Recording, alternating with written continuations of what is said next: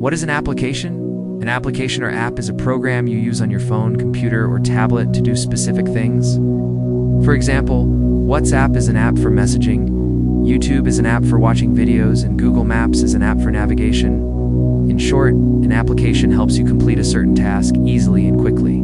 Applications used directly in a browser, Chrome, Firefox, etc. No installation needed. Work on any device with internet access.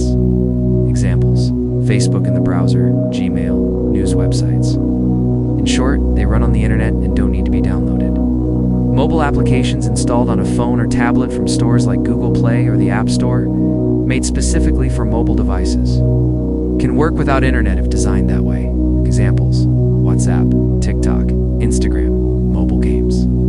In short, apps for your phone that you download from an app store.